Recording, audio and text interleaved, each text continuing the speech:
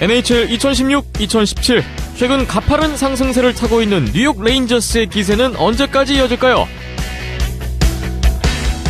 아시아리그 아이스하키 2016-2017 일본의 오지 이글스가 도쿠 프리블레이즈와의 원정 2연전을 모두 승리하고 리그 3위를 탈환했습니다.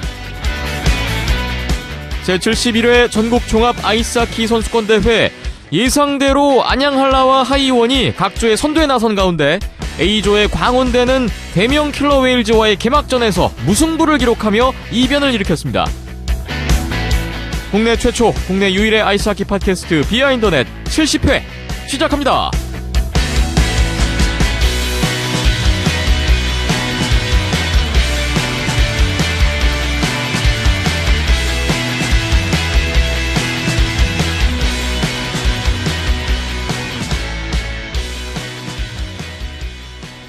비하인더넷 70회입니다. 11월 16일 수요일에 녹음 진행되고 있습니다. 안녕하세요. 저는 김태범이고요. 박김찬 PD, 이현섭 기자와 오늘도 함께합니다. 안녕하세요. 안녕하세요. 네, 안녕하세요. 네, 녹음은 수요일에 진행되는데 저희 녹음분이 보통 목요일에 공개가 되잖아요. 네, 목요일 오전에. 네. 이번 주 목요일이 수능하는 날이더라고요. 그쵸. 수능 본 거 다들 기억나십니까? 다 여기 있는 분들은 10년 넘지 않았나요? 뭐 그렇긴 한데. 저 10년째입니다. 올해. 기억나세요? 그날 네, 어땠는지? 나네요. 예. 추웠습니까? 그때도? 그때 그렇게 꽤 그냥 그렇게 엄청 춥진 않았던 것 같아요. 그냥 고사장 돌고 이 시간에 아마 집에 왔던 걸로 기억합니다. 예전에 수능 날만 되면 막 춥다 그랬는데 언제부턴가 별로 춥지도 않은 것 같아요. 요번 주는 되게 추웠는데 또 요번 주는 수능 날 당일은 또 안 춥다고 하더라고요. 네. 뭐 지금 저희 공개될 이 시점에 한참 시험이 진행 중이겠네요. 이제 수리 영역 뭐 있죠. 2교시 한 6시까지 하죠, 요즘도. 네. 7시까지. 수리 영역 있나요, 요새? 좀 많은 변화가 있는데 옛날 생각도 좀 나는 그런 날입니다. 오늘. 네. 뭐 수험생 여러분들 뭐 다들 여기저기서 하는 얘기지만 고생 많으셨고. 네, 방송을 들으실 때쯤이면 다 끝나고. 네. 예. 뭐 혹시 뭐 성적이 잘 안 나왔다가도 너무 실망하지 마세요. 그걸로 인생 다 결정나는 거 전혀 아니니까. 뭐 요번에 보면 다음에 또 다시 보면 그러니까요. 이게 뭐 시험 한 번으로 뭐 엄청 큰 게 걸려 있는 것처럼 그럴 필요는 없어요, 사실. 예, 뭐 한 2번, 3번씩 보고 그러더라고요. 네. 고생 많이 하셨고 끝까지 화이팅 하셨으면 좋겠습니다. 오늘 NHL 소식부터 역시 들어가 볼 텐데 캐나다 밴쿠버의 손상호 기자 연결해서 오늘 또 어떤 내용 준비하셨는지 얘기 나눠보겠습니다. 손상호 기자님, 안녕하세요. 네, 안녕하세요. 네, 오늘은 최강 공격력을 보여주고 있는 뉴욕 레인저스에 대해서 내용을 준비하셨다고 들었습니다. 네, 그렇습니다. 예, 사실 뉴욕 레인저스가 이번 시즌을 앞두고는 평가가 좋지 않았어요. 뭐 네, 그렇죠. 강한 디비전, 그 메트로폴리탄 디비전에서 워싱턴, 피츠버그 이런 팀들에게는 확실히 밀리는 것 같았고, 심지어는 여기 계신 두 기자님들도 뉴욕 아일랜더스라든지 뭐 필라델피아 플라이어스 이런 팀들이 만만치 않기 때문에 자칫 플레이오프에 못 갈 수도 있지 않을까, 뭐 이런 예상까지 평가를 하셨었는데 네. 이번 시즌 초반 페이스가 그 어느 때보다 좋은 것 같은데요? 네, 레인저스 너무 잘해주고 있어요. 사실 뭐 레인저스는 뭐 동부지구에서 알아주는 강팀이었죠. 뭐 6년 연속으로 플레이오프에 진출했었고요. 예. 근데 2년 전에는 준우승했었고, 그 지지난 시즌에도 그 동부 결승에 오르기도 했었고요. 그래서 그렇지만은 그 지난 시즌에는 그 플레이오프 1라운드에서 피츠버그에게 정말 너무 쉽게 탈락을 하고, 또 그렇게 뭐 큰 그 선수 영입이나 그런 게 없었기 때문에 올 시즌을 앞두고 뉴욕 레인저스에 대한 평가는 그다지 좋지 않았던 것이 사실이에요. 그런데 뭐 우승 후보에서 멀어지는가 싶었던 레인저스가 오히려 이번 시즌에 아주 가파른 상승세를 타면서 현재 16경기를 치른 현재 12승 4패로 NHL 전체 2위고, 지금도 밴쿠버 카눅스를 상대로 경기를 치르고 있는데 3피리어드 좀 거의 끝나가고 있는데 좀 크게 이기고 있더라고요. 그래서 현재 뭐 13승, 17경기에서 13승을 이제 챙기게 됐어요. 그 상승세가 녹음 시점인 오늘도 이어지고 있다는 게, 송 기자님이 오늘 딱 뉴욕 레인저스 꼽으시면 또 혹시 밴쿠버한테 지는 게 아닌가, 저는 내심 약간의 불안감은 있었는데 오늘은 조금은 다르게 가고 있네요. 참 무엇보다 레인저스의 공격력이 생각했던 것보다 좋은 것 같습니다. 사실 이번 시즌 레인저스의 공격력에 대해서 큰 기대감은 없었잖아요. 네, 그렇게 큰 기대감이 없었죠. 왜냐하면 그 에이스 역할을 해야 했던 그 베테랑 스나이퍼죠. 뭐 릭 내시가 지난 시즌 너무 부진했었고, 뭐 데릭 스테판이라든지 크리스 크라이더라든지 사실 인라인급 공격수로 성장이 기대됐었던 젊은 선수들이지만 생각보다 성장하지 않으면서 뭐 확실한 인라인 공격수가 팀에 없었던 것이 사실이었던 것 같아요. 예, 그런데 큰 기대가 없었는데 막상 뚜껑을 열어보니까 4개의 아주 강력한 라인이 가동되고 있습니다. 특히 기대하지 않았던 3라인급 선수들 활약이 대단한 것 같습니다. 네, 그러게요. 그 애초에 3라인 역할을 해야 했던 선수들인데요. 그 JT 밀러, 케빈 헤이스, 그리고 마이클 그레브너 선수가 아까 그 팀 내 포인트 1위부터 3위를 이렇게 기록하고 있어요. 게다가 또 JT 밀러나 케빈 헤이스는 오늘 경기에서도 이렇게 또 2골씩을 넣으면서 정말 그 상승세를 보여주고 있는데, 사실 JT 밀러 같은 선수는 사실 좋은 선수긴 해요. 예. 그렇지만 그렇게 큰 공격력을 기대하지 않았던 선수였고, 케빈 헤이스 선수 역시 지난 2년 동안 평균 그 포인트가 한 시즌 포인트가 40포인트 정도밖에 안 됐던 선수였거든요. 예. 사실 이 두 선수가 아직 20대 초중반의 나이로 앞으로의 성장 가능성을 보였던 선수였기 때문에 지금 좋은 모습을 보이고 있는 것이 사실 그렇게 놀랍지는 않죠. 하지만은 이 29살 공격수 마이클 그레브너 이 선수는 현재 총 10골을 넣고 있는데, 그러니까 그 NHL 전체 득점 2위를 달리고 있어요. 그러니까 이게 정말 놀라운 것 같은데, 예. 그 그레브너는 그 NHL 최고 수준의 스케이팅 능력을 갖고 있었고, 또 사실 6년 전에는 그 뉴욕 아일랜더스 그 팀에서 34골을 기록하기도 했었지만은 그 이후 그 한 시즌당 35포인트를 이상 기록했던 적이 단 한 번도 없을 정도로 그 공격력이 그렇게 기대되지 않던 선수였거든요. 예. 하지만은 그 올 시즌을 앞두고 그 수비와 스케이팅 능력 때문에 그런 것을 좀 인정받아가지고 좀 약간 헐값에 계약을 했지만은 16경기 만에 그 지난 시즌 토론토에서 80경기 동안 넣었던 9골을 벌써 넘어선 상태예요. 네. 그리고 또 역시 싼 값에 잡았던 그 브랜든 필이 역시 오늘도 한 골 넣었는데, 이 선수 역시 그 쏠쏠한 활약을 하면서 좀 싼 값에 잡은 FA들이 기대 이상의 활약을 하고 있고요. 예. 또한 그 20대 후반에 2라인 센터 역할을 했었던 데릭 브라사드를 오타와로 트레이드하면서 받아왔었던 20대 초반의 공격수 미카 지바네제드, 이 선수 역시 그 브라사드보다 어리면서도 더 나으면 나았지 모자라지 않은 모습을 보이고 있는 것 같아요. 네. JT 밀러, 케빈 헤이즈, 마이클 그레브너 이 세 명의 선수를 주축으로 해서 그 외의 선수들까지 지금 고르게 공격 쪽에서 힘을 발휘해주고 있는데요. 여기에다가 또 루키들의 활약이 아주 놀라운데요. 네, 사실 이번 시즌을 앞두고 정말 논란의 루키였어요. 하버드 출신으로 2015년 NCAA 최고의 선수로도 꼽혔고, 사실 내시빌이 드래프트 했었는데 그 당시 내시빌의 최고 유망주긴 했지만은 내시빌과의 계약을 거절을 했고, 또 버팔로로 트레이드됐지만 또 버팔로의 또 제안을 또 거듭하고 결국 레인저스와 계약을 하면서 좀 논란의 루키였는데, 그래서 많은 팬들이 이 녀석 얼마나 잘하나 보자 했는데, 이 지미 비시 이 선수가 아주 좋은 활약까지는 아니지만은 인라인에서 주로 활약하면서 현재 11포인트를 기록하고 있거든요. 그래서 나름 괜찮은 활약을 하고 있고요.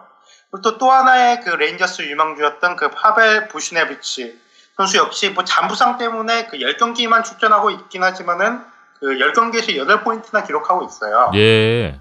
네, 그리고 게다가 릭 내시 선수 역시 지난 시즌보다는 좀 나은 모습이고, 인라인 센터라고 할 수 있는 데릭 스테판 역시 나쁘지 않은 활약을 하고 있거든요. 그래서 12명의 공격수들이 있는데 모두 12명 공격수 모두 다 2경기에 1포인트 정도는 올려준 그런 페이스를 보여주면서 1라인부터 4라인까지 모두 득점을 넣어줄 수 있는 정말 막강하고 밸런스가 정말 어마어마하게 좋은 공격력을 보여주고 있는 것 같아요. 예. 그러니까 지난 시즌 포인트 1위였던 매치 주카렐로 선수가 10포인트로 나쁘지 않은 활약임에도 불구하고 현재 팀 내 포인트 9위 정도예요. 그러니까 정말 밸런스가 너무 좋죠.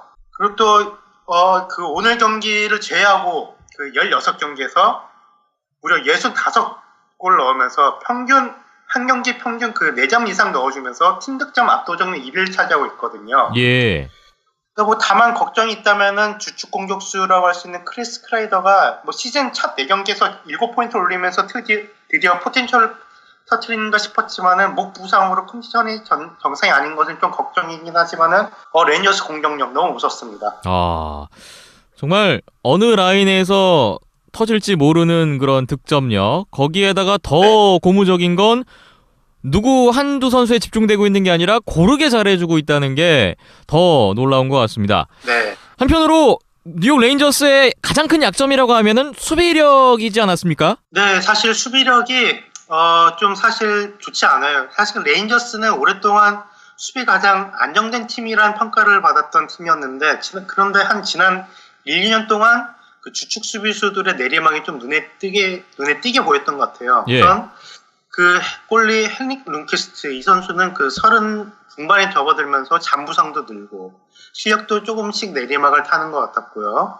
그리고 또 그 리그에서 가장 그 강력한 수비형 수비수 중 하나라고 꼽혔던 댄 지라디나 마크 스탈 이 선수들 역시 나이를 먹으면서 눈에 띄게 내리막을 보여주고 있어요. 네. 게다가 특히 뭐 지라디 같은 선수는 2년 전에 맺었던 장기 계약이 그 NHL 최악의 계약 중 하나로 꼽히기도 하면서 정말 좀 게으르긴 상황이고요. 그래서 또 공격형 수비수 키스 얀들이 FA로 이번 시즌을 앞두고 팀을 떠났었고요. 그래서 구멍이 컸기 때문에 지난 시즌에는 그 최다 실점 15위를 기록했었던 팀이었는데 더 떨어지지 않을까 예상이 되긴 했었어요. 네. 말씀 주신 대로 예상으로 보기에는 그닥 좋은 요소들이 보이지 않았었는데 하지만 아직까지는 그래도 괜찮은 수비력을 보여주고 있는데요? 네, 나쁘지 않은 것 같아요. 뭐 지난 시즌보다는 좀 나아진 수비력을 보여주고 있고 현재 실점도 한 밑에서 한 9위 정도 그렇게 기록하고 있더라고요. 예. 그러니까 그 사실 수비진이 그렇게 좋진 않아요. 그래서 이 수비진의 약점을 여러 선수들의 활동량으로 메우고 있는 것 같은 느낌이 들어요. 사실 지난 시즌 우승으로 이끌었었던 피츠버그 역시 그 플레이오프에서 이러한 작전을 보여줬던 것 같은데 지난 시즌 피츠버그 역시 수비진 깊이가 그다지 좋지 않았었는데 그래서 그 넘버원 수비수라고 할 수 있던 그 크리스 르탱에게 정말 크게 의존하면서 다른 수비수들의 그런 공백을 그 공격수들의 많은 활동량과 좀 실력이 다소 떨어지던 나머지 5명의 수비수들은 그 자기의 좀 역할만 좀 충실히 하는 그런 작전을 보였었는데 레인저스 역시 이번 시즌 약간 그런 모습을 보이고 있어요. 예. 역시 주장이자 넘버원 수비수라고 할 수 있는 라이언 맥다나에게 크게 의존을 하면서 사실 레인저스 공격진에는 투웨이 공격수들이 넘쳐나거든요. 그래서 그런 그 선수들이 많은 만큼 이런 공격수들이 활동량을 늘리고 나머지 수비수들은 이렇게 큰 역할을 하지 않고 좀 제목만 하면서 이런 그 수비진의 좀 공백을 좀 메꾸고 있는 것 같아요. 예. 실제로 라이언 맥다나 이 선수 정도면 평균 아이스 타임이 25분에 가깝고 나머지 5명의 수비수들은 평균 아이스 타임이 20분도 채 되지 않거든요. 예. 또 골린 룸키스트 역시 예전같이 리그 최고 골리 같은 모습은 아니지만 여전히 든든한 모습을 보여주고 있고 그 백업 골린 안티 란타가 아주 안정적인 모습으로 룸키스트를 받쳐주고 있기 때문에 골리진도 어느 때와 마찬가지로 든든한 모습을 보여주고 있는 것 같아요. 그렇군요. 네. 이렇게 수비도 어느 정도 버텨주고 네. 있고 공격력이야 워낙 막강하고 뉴욕 레인저스가 현재 NHL 전체 2위에 해당하는 성적을 올릴 정도로 가파른 상승세를 이어가고 있는데요. 그렇다면 뉴욕 레인저스의 이 상승세가 과연 언제까지 이어질 수 있을까도 궁금해집니다. 어떻게 보시나요? 네, 사실 그 레인저스에 대한 그 기대가 그렇게 크지 않았는데 뭐 공격진의 깊이가 너무 좋고 또 수비진도 지난 시즌보다는 좀 나아지는 모습이기 때문에 제 생각보다는 좋은 팀인 것은 사실인 것 같아요. 예. 그래서 이번 시즌에도 플레이오프는 무난하게 진출하지 않을까 싶긴 한데요. 그래도 걱정거리는 있죠. 왜냐하면은 우선 그 현재 너무 뜨거운 모습을 보여주고 있는 이런 JT 밀러나 케빈 헤이스나 이런 선수들이 언젠가는 페이스가 떨어질 수밖에 없거든요. 예. 또 아무리 이 선수층의 깊이가 좋다고 하지만은 확실한 에이스 역할을 해줄 수 있는 선수가 없는 만큼 공격력은 반드시 떨어질 것 같아요. 예. 그리고 또 게다가 또 수비진이 너무 약한 모습인 것 같거든요. 뭐 댄 지라디나 마크 스탈 이런 선수들 사실 주축 선수 역할을 해야 되지만은 너무 내리막이 보여주고 있고요. 그래서 수비력 보강이 사실 필요해 보이지만은 캡 스페이스도 마땅치가 않습니다. 그래서 이 라이언 맥더나 이 선수한테 정말 크게 의존을 해야 되는데, 그래서 결국은 이 디비전에 피츠버그, 워싱턴 이런 정말 막강 팀이 있기 때문에 현재는 그 메트로폴리탄 디비전 2를 차지하고 있지만은 결국은 피츠버그랑 워싱턴에게는 추월을 당하지 않을까라는 생각이 드네요. 예. 피츠버그, 워싱턴 쪽에 그래도 더 점수를 좀 주고 계시네요. 그래도 뭐 뉴욕 레인저스가 플레이오프 진출까지는 무난할 것이다. 뭐 이렇게 보시는군요. 예. 자, 뉴욕 레인저스 현재 대단한 기세를 보여주고 있는 팀인데 오늘 이 팀에 대해서 어떤 이유에서 이렇게 좀 잘 나가고 있는지 좀 얘기를 해봤고요. 자, 오늘 NHL 얘기는 손성우 기자님의 얘기는 여기까지 오늘 좀 들어야 될 것 같습니다. 오늘도 말씀 잘 들었고요. 다음 주에 또 뵙겠습니다. 예, 또 다음 주에 뵙도록 하겠습니다. 감사합니다. 네, 오늘 고맙습니다.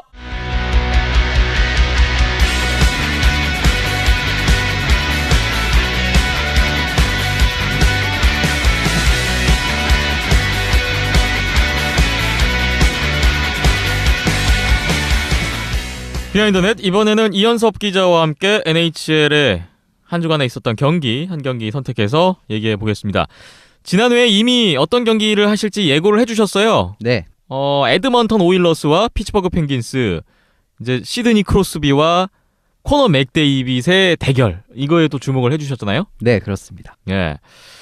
매첩 선정 이유는 뭐 이미 나와 있네요. 그러면 예, 그렇죠. 근데 하나 더 추가가 됐습니다. 어떤 거죠? 토론토와 피츠버그 경기가 뒤에 있었는데 예. 그 주 주말에 있었거든요. 11월 12일 경기였는데 그 경기까지 추가를 해서 말씀드리겠습니다. 아, 오늘은 두 경기입니까? 네. 뭐 특별한 이유가 있을까요? 예, 매치업 선정 이유, 그러니까 이 선정한 이유를 말씀드리면요.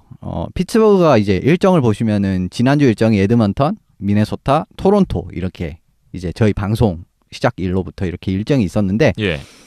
에드먼턴, 토론토에는 지금 이제 앞으로 NHL을 이끌어 나갈 인재라고 불리는 코너 맥데이빗 그리고 오스틴 매튜스가 있는 팀이지 않습니까? 아, 그래서 크로스비 선수와 직접적인 막대결을 하는 매치업이라 두 경기로 뽑아봤고요. 그리고 세 선수가 공통점이 있는 게 가장 팀에서 중요한 역할을 맡고 있는 1라인 센터라는 겁니다. 물론 사실 매튜스 같은 경우에는 어떻게 보면 카드리가 1라인 센터라고도 볼 수 있지만 예. 그래도 거의 비슷하게 가져가고 있기 때문에 뭐 좀 그렇게도 볼 수 있을 것 같고요. 그리고 스타 플레이어 센터라는 또 공통점도 있기 때문에 예. 예, 조명을 한번 해봤습니다. 맥데이빗과 크로스비 대결로 일단 처음에 잡으셨는데 여기에 이제 매튜스까지 그렇습니다. 같이 보시는 거군요. 자, 오늘 또 기대가 되네요. 역시 이 두 경기 매치업에서 주목하셨던 부분은 이 세 선수겠죠? 네, 이 세 선수를 위주로 일단 이 경기는 말씀을 드릴 거고요. 네, 이 세 선수는 뭐 따로 언급을 막 장황하게 설명해드릴 필요가 없을 것 같습니다. 뭐 방송에서 그동안 굉장히 많이 언급을 해왔고 지금 어떻게 보면 NHL 대표하는 선수라고도 볼 수 있고 센터라고도 볼 수 있지 않습니까? 예. 세 선수가 또 리그 데뷔 전부터 굉장히 많은 주목도 받아왔고요. 1년 차부터 팀의 에이스 역할을 했던 것도 굉장히 또 비슷한 길이라고도 할 수 있을 것 같습니다. 네. 세 선수가 이제 포지션, 센터, 그리고 팀에서 맡는 역할이 거의 같아요. 그 말은 직접적인 매치업이 있다라는 말이라고 또 해석을 할 수가 있습니다. 예. 이렇기 때문에 이번에는 전체적인 경기 흐름을 짚어드리기보다는 이 세 선수가 빙판에 올라왔을 때의 활약을 기준으로 말씀을 해드리겠습니다. 그렇군요. 에드먼턴과 피츠버그 그리고 토론토와 피츠버그 이 두 경기를 오늘 볼 텐데 아무래도 시드니 크로스비 선수 쪽에 좀 포커스가 맞춰져 있을 것 같아요. 네. 크로스비 하면 정말 설명이 필요 없을 수도 있는, 그렇죠. 뭐 너무 이게 커리어가 화려해서 어떻게 설명을 드려야 될지 모르겠는데 크로스비 선수에 대해서 어떻게 좀 소개를 해주실 수 있을까요? 예, 뭐 크로비 일단 그 전에 이제 크로비 선수의 초점을 맞춘 이유는 피츠버그의 두 경기를 골랐기 때문에 예. 이제 여러 이제 두 경기를 골랐기 때문에도 있고 크로스비 선수 좀 약간 조금만 말씀을 드리면 뭐 너무 많이 말씀드리면 사실 1시간 방송 시간 다 써도 모자라기 때문에 네. 일단 말씀드리면 지난 10년 동안 NHL 드래프트된 지금 11년 차, 12년 차, 11년 차 정도 됐는데 예, NHL의 얼굴이라고 불리면서 굉장히 많은 주목 그리고 슈퍼스타 플레이어라고 할 수 있는 선수입니다. 예. 스탠리컵 2차례 우승, 올림픽 금메달, 월드 챔피언십 금메달, 그 다음에 정규 시즌 MVP, 플레이오프 MVP.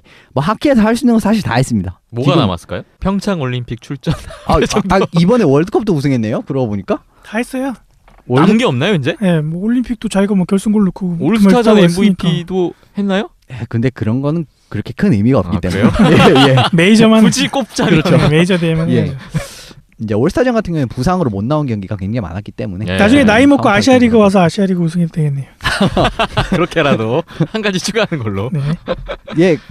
그러니까 말씀드린 바와 같이 굉장히 많은 업적이 있지 않습니까? 이번 시즌에도 뭐 지금 벌써 뭐 올해는 골을 완전히 아주 몰아넣고 있더라고요. 벌써 10골 넣으면서 예. 여전히 최고의 선수임을 증명을 하고 있죠. 근데 지금 나이가 이제 올해로 만 30 이제 맞이합니다. 아, 내년이죠. 그러니까 얘네 나이로 내년으로 만 30을 맞이합니다. 만 30이기 때문에 한국 나이로는 31, 32까지도 카운트가 될 수 있는 상황이기 때문에 이제 조금씩 사실 이제 기량의 하강이 올 나이이기도 해요. 이제 당장은 많이 오진 않습니다. 근데 예. 이제 조금씩 이제 그런 부분을 준비해야 되고, 근데 앞서 말씀드린 맥데이빗, 매튜스 선수들은 이제 이 선수가 좀 직접적인 세대 교체 의 가능성이 굉장히 큰 선수잖아요. 예. 그리고 이제 점점 베테랑 선수가 되면 될수록 이제 밑에서 치고 오는 애들이 무섭지 않습니까? 이제 이런 것까지 생각을 해가지고 좀 더 이제 크로스비에 초점을 맞춰봤습니다. 지난 10년간 NH의 얼굴이라고 할 수 있는 크로스비, 또 거기에 도전하고 있는 맥데이빗과 매튜스, 이렇게 보면 될 것 같네요. 먼저 피츠버그와 에드먼턴과의 경기 얘기부터 해보겠습니다. 아, 이거 좀 생각보다 굉장히 주목도가 굉장했던 경기라고 기억을 하고 있습니다. 예. 이제 시작 페이스오프부터 이제 두 선수가 대결을 시작을 하는 그림이 나왔습니다. 그래서 이제 또 실제로 경기를 보시면 대부분의 출장 시간을 이 두 선수가 공유를 했어요. 겹칩니까? 그러니까, 네. 예. 굉장히 그러니까 매치업 상대로 냈다는 거고요. 이제 뭐 사실 크로스비 선수를 어떻게 막느냐, 요 이제 매치업이 이제 상대방 감독 입장에서 굉장히 골치가 아픈데 여기서 그냥 맥데이빗 선수를 낸 자체가 파워 게임에서 절대 지지 않겠다라는 모습을 보여준 거기도 하고요.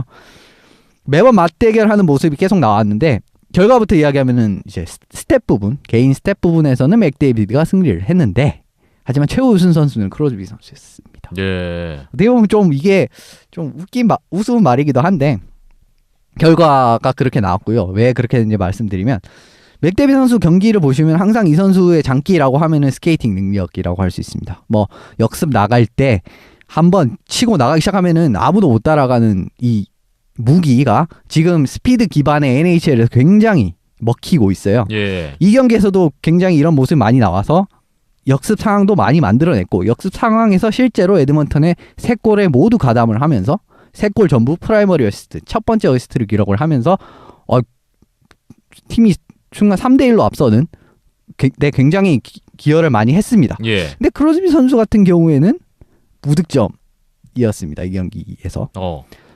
그래서 이번 보면은 맥데이빗 그냥 완승한 거 아니야? 라고도 그냥 생각을 하실 수도 있는데 여기서 이제 이 뒤부터가 조금 중요하죠. 기록상으로는 맥데이빗이 이긴 것으로 보이는데 그렇죠. 3어시스트고 이제 크로스비는 없습니다. 결국은 마지막에 우승 선수는 크로스비였다고 말씀 주셨는데 네. 어떻게 된 겁니까? 완승이라고 볼 수도 있지만 경기 결과가 피츠버그의 4대3으로 승리였기 때문이기도 예. 합니다. 그리고 크로스비 선수가 페이스오프에서 맥데이비드 선수가 직접 막대결을 했는데 11개 중에 8개를 따내는 모습을 보이면서 거의 압승인데요? 그야말로 한 수 가르치는 페이스오프에서 한 수 가르치는 모습을 보였고요. 진짜 사실 11개 중에 8개면 진짜 이 부분에서 완벽 그 자체의 모습을 보여줬다고도 할 수가 있거든요. 예. 사실 이제 NHL에서 페이스오프 좀 잘한다라고 하면 사실 50% 기준으로 50% 플러스 하면은 무조건 괜찮은 거고 마이너스면 좀 못한다고 보시면 됩니다. 그리고 특급 선수들 정도 되면 한 56, 58 정도 나오는데 예. 지금 뭐 사실 샘플 사이즈가 약간은 부족하긴 하지만 그래도 11개 중에 8개 따는 건 쉽지가 않거든요. 압도적인 거죠. 예, 완전히 압도적인 모습을 보였고 그리고 어시스트가 기록이 되진 않았는데요. 이 경기에서 에드먼턴이 경기 마지막 부분에 파워플레이 상황을 잡았었는데 이걸 실패했습니다. 근데 파워플레이 상황에서 맥데이비드가 선수가 나왔어요. 예. 근데 파워플레이가 끝나고 들어가지 않습니까? 근데 그 다음 플레이에서 시드니 크로스비 선수가 매치업 나왔습니다. 그러니까 매치업이 살짝 꼬인 상황이 나왔어요. 이 상황에서 네트까지 상대방 골라인까지 완벽하게 들어가서 퍽을 따내서 결승골을 사실상 만들어낸 장면이 나왔습니다. 예. 그랬기 때문에 크로스비 선수가 마지막에 웃었다라고 말씀을 드렸습니다. 그렇군요. 팀 승리를 이끈 게 결국은 크로스비 선수가 됐는데 그래서 이제 최후에 웃었다 이렇게 볼 수가 있네요. 두 선수의 맞대결 뭐 주목도 끌었고 말씀 주신 대로 흥미로운 내용들이 좀 많은 것 같아요. 네, 정리를 한번 해볼까요? 이 경기에서 막 중간에 계속 나오더라고요. 이제 맥데이비드 선수가 옛날에 막 주니어 시절, 어린 시절 막 이럴 때 인터뷰를 한 걸 보여주는데 좀 크로스비 선수를 상당히 좋아한다. 뭐 좀 많이 그렇게 되고 싶다라고 하더라고요. 예. 그래서 실제로 보면 좀 유사성이 굉장히 많았습니다. 이 두 선수가 이제 공격 부분에서 찬스를 만드는 건 물론이고 두 선수 역시 원래 좀 굉장히 좀 공격적인 선수들이 좀 젊을 땐 사실 수비 가담 같은 거 좀 안 하고 그래요. 예. 그러니까 그 부분에서 약간 이제 좀 보완점을 보이고 이런 부분이 있는데 두 선수 모두 수비 부분에서 가담 부분도 완벽하고 그다음에 턴오버를 유도하는 능력까지 확실하게 지녔기 때문에 뭐 굉장히 닮았다. 플레이 스타일까지 닮았다라고 할 수 있을 것 같고 그리고 이런 장면들이 다 골로 연결됐습니다. 예. 결승골도 그랬고 이제 에드먼턴이 골을 만드는 장면에서도 맥데이비 선수가 중간에 퍽을 가로채서 만든 장면도 있었고 해서 역시 좀 어떻게 보면 좀 크로스비의 적자가 아닌가는 맥데이비드가 아닌가라고 저는 좀 생각이 될 정도로 두 선수가 굉장히 유사한 플레이를 보였습니다. 역시 기대했던 대로 이 두 선수가 앞으로도 엄청난 활약을 보여줄 기대주구나. 예, 뭐 맥데이비 기대주구나라는 것을 느낄 수 있는 경기였네요. 다음으로 토론토와 피츠버그의 경기인데요. 또 매튜스와의 대결이 어땠는지도 궁금한데요. 예, 그로부터 이제 경기 뒤로부터 나흘 뒤죠. 토론토와의 경기가 있었는데 여기선 사실 저는 박콕이 매튜스 그냥 붙이겠구나, 크로스비랑 붙이겠구나라고 좀 안일하게 생각을 했었습니다. 근데 예. 실제로 경기를 봤을 때는 이 두 선수가 직접적인 맞대결은 그렇게 많지 않았습니다. 물론 중간에 나오는 장면이 있었지만 그렇게 크게 많지 않았는데요. 이 경기에서 박콕 감독은 카드리를 매치업을 시켰어요. 크로스비 선수에. 카드리. 예, 나젬 카드리 선수를 매치업을 시켰고 그리고 신장이 상대적으로 조금 큰 매튜스 선수를 에브게니 말킨 선수와 매치업을 시키는 전략을 사용했었습니다. 그러면 전략적으로 다르게 나왔던 토론토인데요. 그렇습니다. 이 두 선수가 이 경기에서는 어땠을지 보겠습니다. 먼저 크로스비 이 경기에서 어땠나요? 1피어드 크로스비 선수는 이제 사실 카드리 선수가 크로스비 선수 좀 잘 막아요. 이 선수도 굉장히 이제 상대방을 신경을 좀 긁는 타입이서 좀 말리게 하는 타입이기 때문에 카드리 선수도 그런데 좀 능하기 때문에 좀 크로스비 선수를 잘 막습니다. 그런데 그래서 1피리어드 득점을 못하면서 박콕 감독의 좀 전략에 말리는 것 같네 라고 생각을 했는데 피츠버그가 파워플레이에서 득점을 했을 때 비록 어시스트가 기록을 되지 않았는데 크로스비 선수가 좀 굉장히 그 부분에서 좀 큰 역할을 하는 플레이를 했었습니다. 예. 그렇고요. 그리고 골이랑 그러니까 직접적인 연관이 있는 플레이를 했다는 말씀을 드리고 싶고 그리고 세 번째 골에 어시스트를 하고 그리고 됐어요. 네 번째 골은 득점까지 해내면서 에드먼턴전에서 사실 좀 부진했는데 그 부진을 완벽하게 씻어내는 모습을 보였습니다. 예. 그리고 팀 페이스오프에 거의 절반 가까운 23개를 했거든요. 크로스비 선수가. 원래 보통 한 50개 정도 한 팀에서 페이스오프가 나온다고 보시면 되는데 23개나 크로스비 선수가 페이스오프를 했습니다. 근데 이 중에 16개나 따내면서 역시 페이스오프의 강자군요. 네. 확실한 존재감을 이제 득점뿐만 아니라 페이스오프까지 완벽한 존재감을 드러내는 모습을 보여줬습니다. 이 경기에서는 스탯상으로 봐도 경기에 많은 기여를 했던 크로스비 선수였고요. 그렇다면 매튜스는 이 경기에서 어땠나요? 매튜스 선수도 경기에서 나쁘지 않은 활약을 보이긴 했습니다. 근데 공격에서 큰 소득이 없었어요. 근데 좋은 모습을 보이긴 했는데 경기 전까지 12포인트를 올려오고 있었거든요. 매튜스 선수가. 근데 매튜스 선수의 장기라고 하면 역시 리바운드 선정 그리고 순간 세도 능력 이런 골 득점하는 능력이 굉장히 뛰어난 선수인데 이런 부분이 또 여러 차례 나왔습니다. 근데 득점은 없었어요. 이제 좀 약간 좀 꼬유 이러면서 득점은 없었는데 좀 보완점은 좀 보이게 했습니다.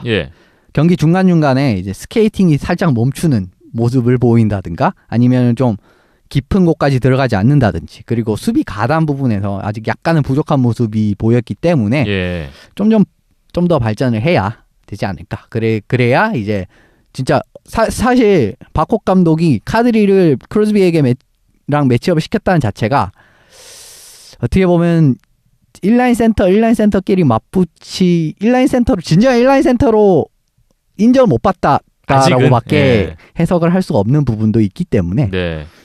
예, 이 부분을 인정을 받고 싶다면 이 부분에서 확실히 발전이 있어야 됩니다. 이제 수비 그렇군요. 가담과 이제 이런 중간중간에 좀 멈추는 모습 이런 모습을 좀 고쳐야 된다고 생각을 합니다. 예.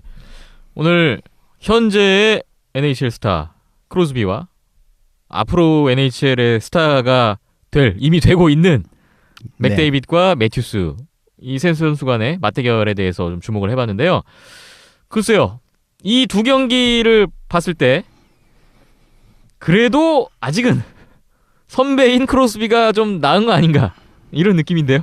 예, 좀 그렇게 또 판단을 할 수 있는 게 많이 나왔죠. 이제 두 경기에서 이제 2포인트를 올렸는데 사실 크로스비 선수가 NHL 통산 포인트 평균이 1.33입니다. 예. 그걸 생각해 보면은 뭐 그렇게 대단하지는 않지 않습니까, 사실. 근데 물론 뭐 그걸 깎아 내린다는 게 아니고 그렇게 그 1.33이라는 걸 감안했을 때 보면은 뭐 그렇게 대단하지 않을 수도 있는데 그리고 실제로 또 에드먼턴전에서는 개인 기록에서는 완전히 이제 득점 기록에서는 완전히 밀리는 모습까지도 나왔고요. 예. 근데 크로스비 선수가 역시 뛰어난 부분은 득점에서도 기여를 하지 못하는 경기에서도 페이스오프라든가 이제 수비 가담과 같은 이제 다른 부분에서 팀이 승리할 수 있는 확실한 기여를 해줬다는 부분이 역시나 눈에 확실하게 띈 점이라고 할 수 있을 것 같습니다. 그리고 예. 실제로 토론토전에는 두 마리 토끼를 모두 잡는 모습을 보이면서 팀까지 승리하는 모습.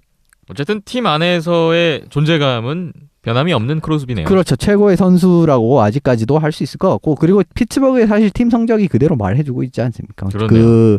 그 타이트한 메트로폴리탄 디비전 그리고 뉴욕 레인저스의 그런 무시무시한 지금 초반 공세도 불구하고 뭐 그렇게 차이가 없는 모습을 보이고 있기 때문에 역시나 뭐 최고의 선수라고 할 수 있을 것 같습니다. 예.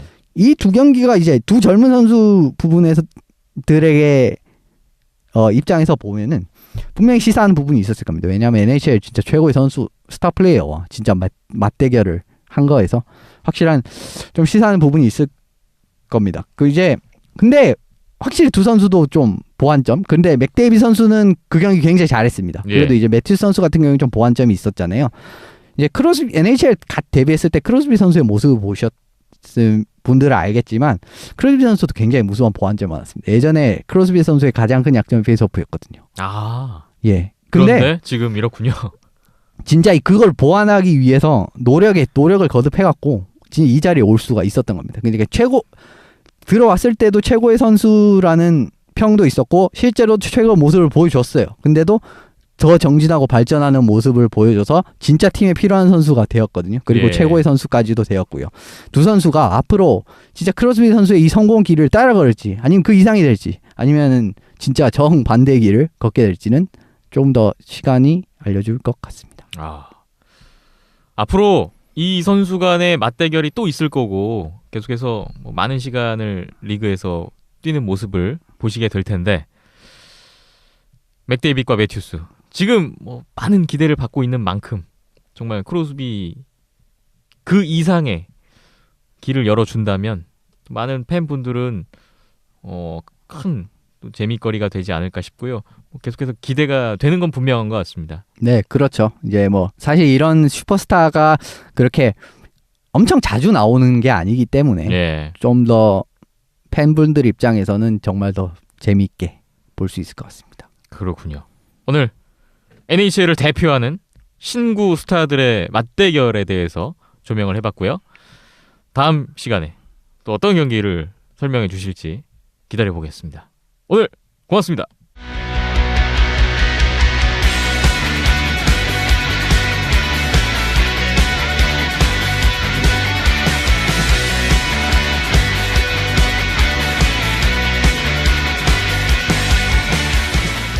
비하인드넷 이번에는 아시아리가 아이스하키 지난 한 주 돌아보겠습니다.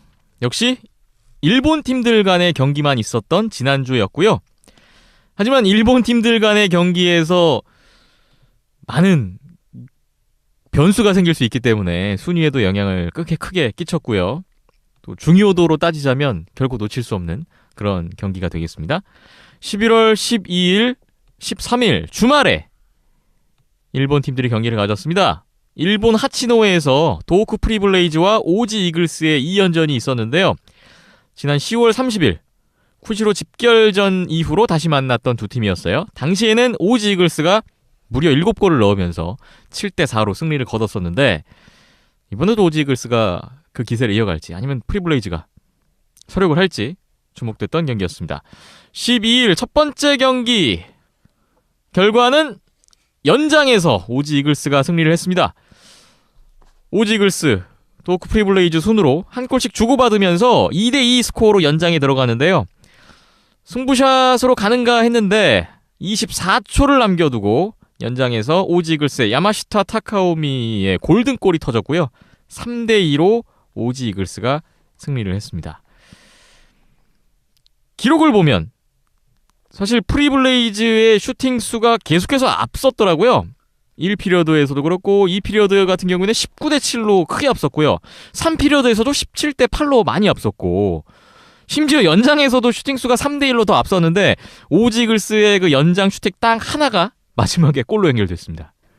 참 이런 경기는 뭐라고 설명해야 될지 정말 난감할 정도로 어떻게 보면은 블레이즈 입장에서는 정말 안 풀린 경기라고도 말씀드릴 수 있을 것 같고 사실 이런 거는 이 다음 경기까지 영향이 있을 수도 있는 진짜 좀 슈팅을 54대 30 54개를 쐈고 그리고 상대는 세컨 골리가 나왔는데 2골밖에 넣지 못했다라는 점은 정말 블레이즈 입장에서는 아픈 패배인 것 같고 이글스 입장에서는 어떻게 계속 게임을 연장 가고 이기고 꾸역꾸역 이기는 모습이 나오기 때문에 계속 좋은 모습이 나오고 있네요.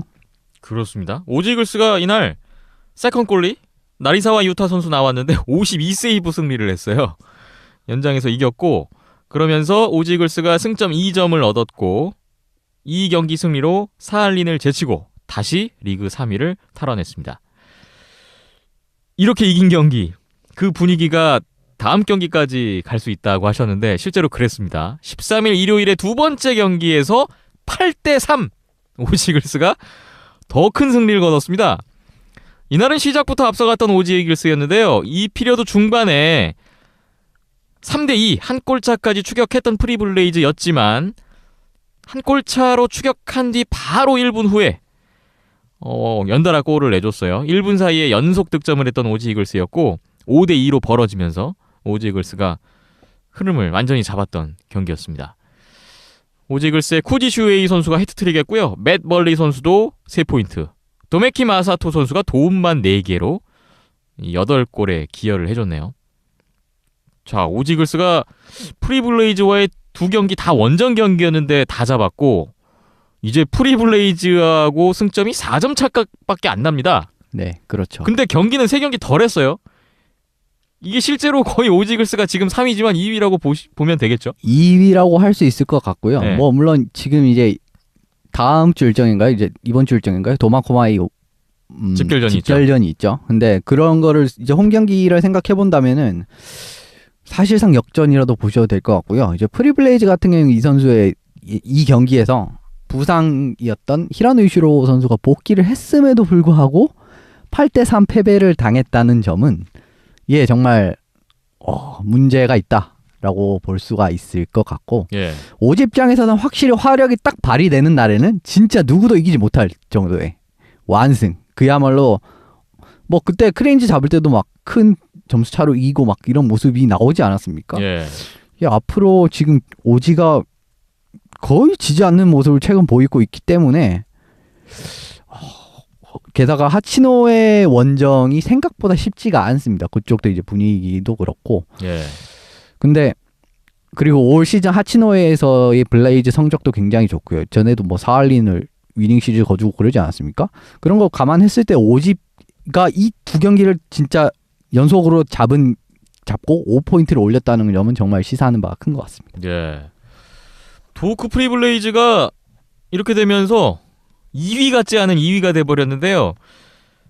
쿠시로 집결전 때 오지 이글스한테 7실점 패배를 했었는데 다시 8실점 패배하면서 올 시즌 최다 실점 경기를 기록하게 됐습니다. 이날 같은 경우는 프리블레이즈 이토 유토 골리가 출장을 했어요. 이번 2연전 다 이토 유토 선수가 나왔습니다. 근데 결과는 연패가 됐죠. 지난 쿠시로 집결전 때 하타 미츠카즈 골리가 나와서 7실점으로 졌었는데 이번에는 더 큰 실점을 하고 말았고, 글쎄요, 지금 최근 보면 하타 선수가 초반에는 좀 많이 나왔는데 최근 경기 보면 그렇죠. 이토 선수가 더 많이 나오고 있거든요. 근데도 결과는 썩 좋지 못한 게, 이 프리블레이즈도 지금 넘버원 골리를 찾는 과정이 쉽지 않아 보이네요. 이 정도면은 골리 문제라기보다는 네. 예, 플레이어들의 수비 능력이 더 문제로 비춰질 수 있을 것 같아요. 네. 하타 골리가 한국 원정 마지막 경기에서 부상을 당했었거든요. 그 부분이 약간은 지속이 된다라고도 해석을 할 수도 있을 것 같습니다. 지금 예. 뭐 계속 이토 선수가 나오는 거 보면은 몸 상태를 좀 회복하는 중인 것 같고, 지금 블레이즈가 이 경기를 끝으로 24경기를 마친 전반기를 마쳤는데 2위 같지 않은 2위라 지금 뭐 물론 뭐 성과 자체는 2위지 않습니까? 예. 뭐 어떻게 보면은 그렇게 큰 기대 막 엄청 물론 뭐 경년 단위로 우승하는 팀이긴 하지만 사실 저는 그렇게 이 정도로 잘할 줄은 몰랐거든요. 예. 근데 어쨌든 2위를 하고 있는데 결국 마지막 이 2연전에서 좀 승리의 그런 뭐랄까 성공보다는 좀 과제를 많이 안았던 이번 두 경기인 것 같습니다. 뭐 예. 앞으로 퍼스트 골리도 그렇고, 그리고 득점을 그때 제가 말씀드린 그 이제 프레이블레이즈가 올해 좀 잘하는 이유가 득점력이라는 부분을 해소를 했기 때문에라고 말씀을 드렸습니다. 왜냐하면 작년도 슛은 굉장히 많이 때렸는데 슛 득점을 하지 못하는 모습이 굉장히 많이 나왔거든요. 그거를 해결했다고 봤는데 이번 경기에서는 그러지 않은 모습이 나왔어요. 이번 2차전에서 그런 알지 않은 모습이 나왔고, 그리고 퍼스트 세컨 골리 문제가 또 터졌습니다. 그리고 수비까지 지금 문제가 생겼어요. 예. 그래서 결국은 더 많은 과제를 결국은 안게 된 크리스 와카바야시 감독이라고 할 수 있을 것 같네요. 그렇군요. 한때 정말 안양알라를 위협할 정도로 기세를 올렸던 프리블레이즈가 최근에 주춤하는 모습이고, 반면 오지글스는 위태로운 경기력으로 우려를 낳기도 했으나 어쨌든 계속해서 실리를 챙기면서 어느덧 곧 2위가 될 것 같은 좋은 분위기를 이어가고 있습니다. 다음으로 일본 니코 2연전을 보겠습니다. 니코 아이스벅스와 일본 제지 크레인즈 간의 2연전이 역시 주말에 있었습니다. 현재 5위, 6위 이 두 팀도 역시 쿠시로 집결전 때 맞대결을 했었는데 당시에는 슛아웃까지 가서 크레인즈가 이겼던 바가 있었고요.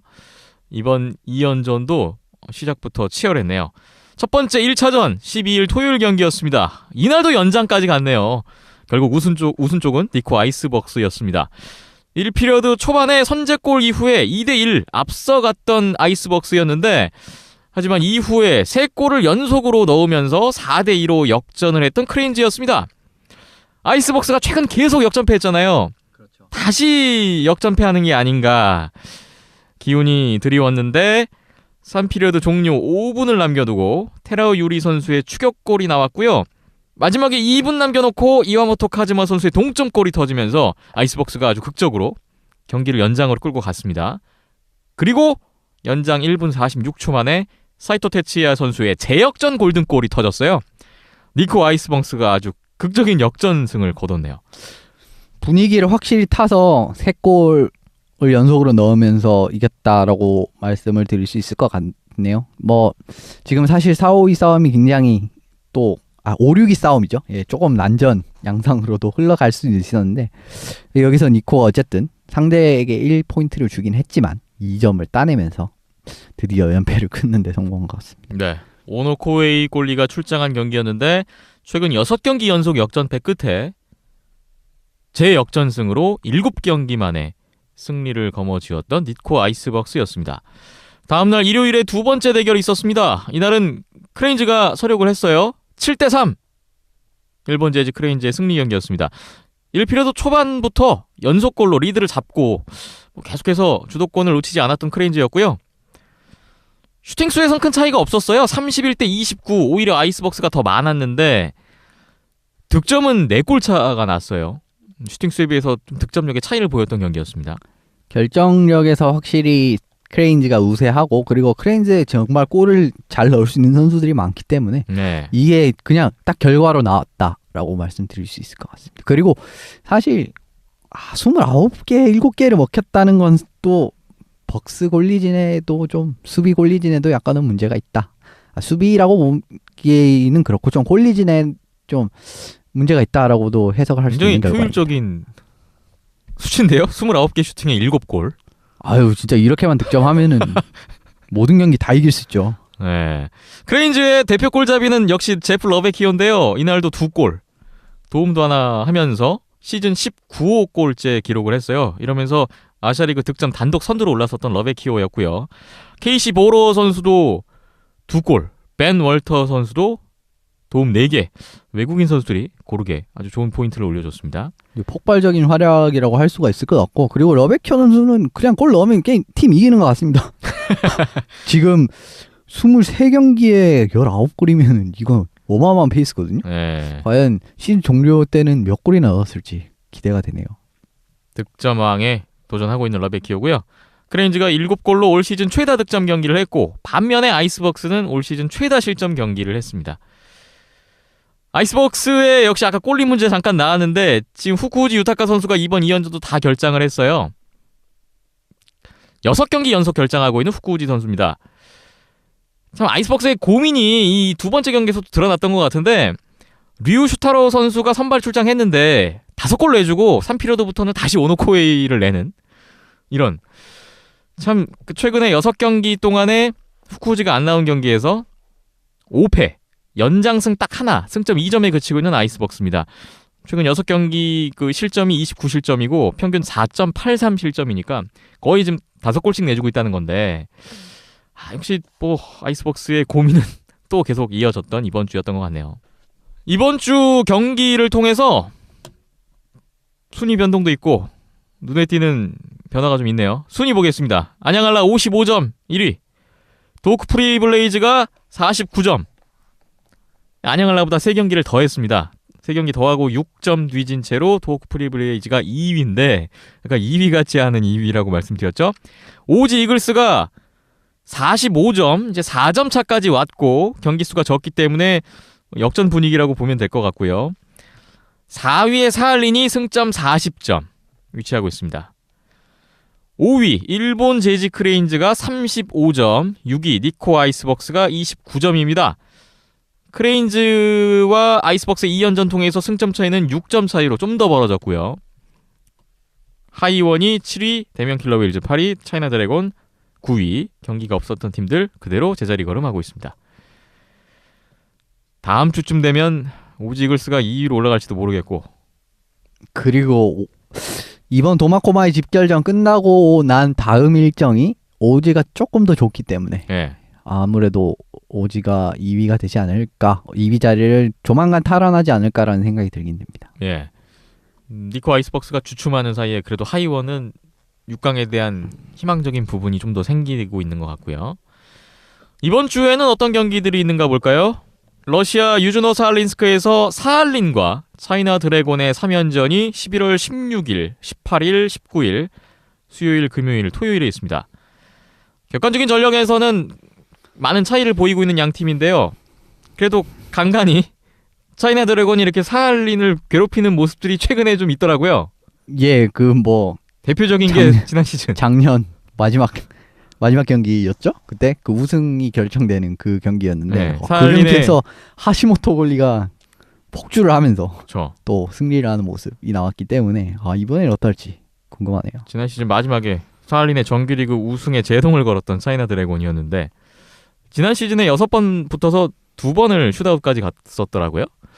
그래서 혹시나 뭐 차이나 드래곤의 위닝 시리즈 가능성은 매우 적지만 이렇게 한 경기라도 발목을 잡으면 사할린으로서는 좀 큰 타격이 되지 않을까요? 지난 시즌에도 결국엔 졌고요. 네. 예, 연장 슛아웃 가서 결국엔 졌었기 때문에 위닝까지는 힘들 것 같고, 자리야 1점 정도인 것 같은데, 제가 봤을 때는 일단 사할린이 9점을 다 딴다고 봤을 때는, 예, 뭐 오지가 기세가 좋다고는 하지만 자칫 잘못하면은 프리플레이즈가 그냥 이득 얻고, 예, 오지가 4위로 내려갈 수도 있을 것 같은 생각도 드네요. 그렇군요. 이 시리즈 외에 또 중요한 일본 팀들의 시리즈가 있는데, 일본 도마코마이 집결전이 주말에 있어요. 11월 19일, 20일. 일본 4팀이 또 모이게 됩니다. 먼저 토요일에는 일본 재즈 크레인즈와 니코 아이스벅스의 경기가 있고 이어서 오지 이글스와 도호쿠 프리블레이즈의 경기가 있습니다. 크레인즈와 아이스벅스 같은 경우에는 올 시즌 현재 3번 만났는데 그중에 2번이 연장 승부였고요. 뭐 계속해서 지금 5, 6위 싸움에 있기 때문에 두 팀으로서는 중요한 경기가 되겠죠? 예, 뭐 지금 네 팀 다 플레이오프권에 있고 3, 4, 5, 6 싸움이지 않습니까? 그래도 좀 첫날 경기가 더 흥미로워 보이기는 한 것 같습니다. 네. 예, 아무래도 걸린 것들이 이 두 팀, 이 네 팀 첫날 대진이 좀 더 많기 때문에 네. 뭐 물론 두 번째 날 경기도 중요합니다만 예, 그렇게 보이네요. 첫날에 오지 이글스와 도호쿠 프리블레이즈의 경기도 주목을 끌어요. 계속해서 지금 2위, 3위권 여기서 프리블레이즈가 2위를 좀 지킬 수 있을까? 근데 올 시즌 3번 만났는데 오지 이글스가 3번 다 이겼는데 프리블레이즈가 오지 이글스만 만나면 좀 어려운 것 같아요. 올 시즌. 앞으로 다 이겨야 지금 뭐 거의 뭐 동률이 되는 거기 때문에 좀 더 심적 여유는 오지 이글스가 확실히 있을 것 같습니다. 예. 둘째 날 일요일에는 일본 재즈 크레인즈와 도호쿠 프리블레이즈의 경기가 먼저 있고 이어서 오지 이글스와 니코 아이스벅스가 만납니다. 크레인즈와 프리블레이즈는 올 시즌 2승 1패로 프리블레이즈가 우세한 가운데 시즌 4차전 경기가 되겠고요. 오지 이글스와 니코 아이스박스는 지난 쿠시로 집결전 때 대결에서 오지 이글스가 0대2로 뒤지다가 3대2로 연장까지 가서 역전승을 거뒀었는데 이번이 두 번째 맞대결이 되겠네요. 둘째 날 경기는 뭐 어떤 요소들을 좀 보면 좋을까요? 결과가 일단은 크레인즈 프리블레이즈는 호각세를 이룰 것 같네요. 네, 그럴 가능성이 클 것 같고. 예, 오지랑 니코는 오지가 좀 더 우세해 보이는데, 예, 결국 이 네 팀들이 아웅다웅하는 동안에 웃고 있는 팀은 안양알라와 하이온이 되지 않을까. 이들이 승점을 나눠 먹으면 예, 그렇죠. 제가 봤을 때 하이온은 이득이다. 예, 니코는 이번 도마코마이 직결전에서도 승점을 따기가 힘들어 보이거든요. 예. 그러면은 하이온보다 3경기를 더 치른 가운데 승점 차는 6점 차. 그러면 하이온은 땡큐죠.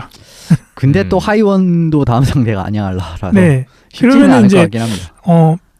그 다음 주에 있을 이제 하이원 춘천홈 경기 3연전이 중요하게 되는데 그렇죠. 예. 네. 거기 예. 다 잡는다면 거기서 올라올 이제 수 있죠. 추격의 발판을 마련할 수도 있고 또 한편으로는 안양알라도 마찬가지로 지금 2, 3위권에서 한창 싸움이 이루어지고 있으니까 지금 3경기를 덜 치렀음에도 불구하고 6점 차로 앞서 있어서 뭐 그 다음 주에 있을 춘천 3연전에서 어떤 결과를 내느냐에 따라서 네, 좀 더 여유 있게 후반기를 맞이할 수도 있겠네요. 그렇군요. 이번 도마코마이 집결전까지 진행을 하면 9팀들의 경기 수가 거의 비슷해지는 결과가 나오고요. 대면 킬러 웨일즈 혼자 바쁘게 움직였던 것 같은데 어느덧 이번 주가 다 지나면 따라왔어요. 네. 대면 킬러 웨일즈보다 더 경기를 많이 치른 팀이 등장하게 됩니다. 이번 주 끝으로. 네. 계속해서 아시아리그 아이스하키 순위 싸움 지켜보겠습니다. 비하인드넷 함께하고 계시고요. 잠시 후에 이어가 보겠습니다.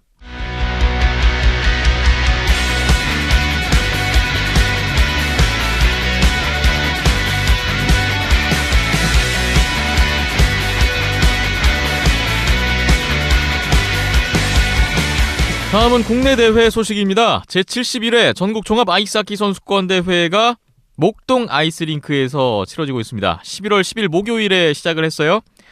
22일 화요일까지 잡혀 있는데 A조와 B조로 나뉘어서 조별 예선 리그가 한창 진행 중에 있습니다. 말씀드린 대로 조별 리그 후에 각조 1, 2위 팀이 준결승에 올라가게 되고요. 이제 준결승, 결승은 단판 토너먼트로 진행이 되는 종합 아이스하키 선수권 대회입니다. 박힘찬 PD가 거의 매일 현장에서 경기를 담아서 또 여러분께 보여드리고 있는데요. 한 경기씩 볼까요? 11월 10일 목요일 개막일이었습니다. 개막 전에 눈길을 끄는 결과가 나와서 이게 대명 킬러 웨일즈와 광운대의 경기가 개막전이었는데 여기서 그 대명 킬러 웨일즈가 한참 쉬고 나오기 때문에 그게 좀 변수가 되지 않을까 했는데 그게 변수가 됐을까요? 지지난해 때 이현석 기자님이 한 말씀이 있었죠. 예, 쉬고 나오면 다시 초기화 될지도 모른다. 그게 현실로 일어났고요. 네. 3대3 무승부가 나왔습니다.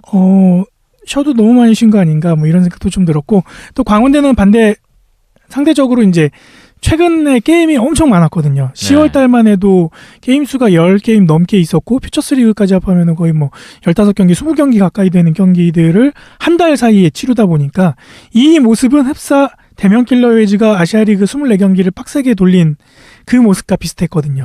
근데 대면 킬러 웨이즈는 한 달 가까이 쉬었고 광운대는 그 빡세게 돌아가는 일정 가운데 하나의 경기였기 때문에 그런 부분에서 좀 더 경기력의 차이가 있었지 않았을까라는 생각도 하게 됐었고 예. 그리고 이날 광운대가 뭐 엔트리엔 14명 뭐 이렇게 적혀 있지만 실제로는 12명이 출전을 했거든요. 뭐 이유도 갖가지입니다. 부상도 있었고요. 스케이트를 안 가져와서 남의 스케이트를 신었는데 그게 잘 안 맞아서 못 나온 경우도 있었고 뭐 갖가지 이유가 있어서 결국에는 뭐 12명 플레이어를 가지고 경기를 치러냈는데 예. 이게 오히려 효과적으로 발휘가 됐어요. 예, 약간 좀 더 조를 추린다고 하죠. 예, 좀 맞는 선수들 그리고 이제 가능한 선수들이 지금 적은 인원인 거를 인지하고 하다 보니까 좀 더 한 발이라도 더 타게 되고 뭔가 스케이트를 더 타게 되는 효과가 있다 보니까 그런 부분에서도 스케이팅 부분에서도 오히려 대명보다는 앞선 그리고 전체적인 경기 내용도 강원대학교가 좀 더 앞선 그림이 나왔었고 뭐 처음 선제골부터 시작해서 계속 강원대가 리드하는 골 동점이 만들어지면 리드하고 동점이 만들어지면 리드하는 상황을 계속 강원대가 연출했었는데 여기서 또 한 가지 중요한 점은 강원대학교가 넣었던 골 3골이 다 브레이크어웨이 상황이었죠. 골리와 1대1 1대1 내지는 찬스. 이제 2대0 네. 그 상황이었는데 타일러 와이먼 골리가 이거를 다 막아내지 못하는 그림이 나와서 예. 이날 한 5번 정도의 브레이크어웨이 상황이 있었는데 그중에 3골을 내준 결과가 됐죠. 타일러 와이먼 골리가 아시아 리그에서도 이런 브레이크어웨이 상황에서 좀 약점이 보이지 않았나요? 뭐 슛아웃 뭐 대명이 연장도 많이 가고 슛아웃도 많이 갔었는데 슛아웃 상황에서도 마찬가지였고 좀 상대적으로 브레이크어웨이 그 단독 상황에서의 실점이 많죠. 그래서 좀 그 부분이 좀 더 약점으로 부각된 경기가 아니었나 싶습니다. 네. 이 경기 정말 처음 스코어 보고 눈을 의심했었는데요. 사실 뭐 광운대 자체는 대학 레벨에서 굉장히 좀 뭐 높은 레벨, 이제 연고대 다음 레벨이라고도 이제 최근에는 좀 그런 느낌도 나오고 있는데 그거는 이제 그냥 경쟁이 없어서 그렇다라고도 할 수가 있을 것 같지만 어쨌든 간에 사실 비교 그렇지 대상이 않습니까? 없다 보니까. 네. 예. 근데 그리고 14명 실제로 12명이 뛰었는데도 근데 대면 킬러에이즈는 다 뛰었더라고요. 그렇죠. 그냥 외국인 선수도 풀라인으로 다 나왔죠. 예, 4라인을 다 돌렸죠. 풀라인으로. 아니 그런데 이런 차이가 났다는 차이를 아예 내지 못하고 오히려 끌려갔다는 점은 킬러에이즈 앞으로 좀 고민. 너무 쉬웠나요? 진짜 초기화된 건가요? 일단 요 경기만으로는 초기화된 모습이었습니다. 예. 좀 앞으로의 그런 거 좀 생각을 해야 될 것 같고 오프시즌 이렇게 보내면 안 됩니다. 근데 이제 이 경기 끝나고 양 팀 선수들을 이제 만나봤는데 뭐 분위기는 분명하게 차이가 있긴 했지만 일단 대명 선수들 같은 경우에는 이제 스스로가 내가 뭐를 미스했구나 놓쳤구나 내지는 뭐가 있었구나라는 거를 확실하게 인지한 상황이었거든요. 예.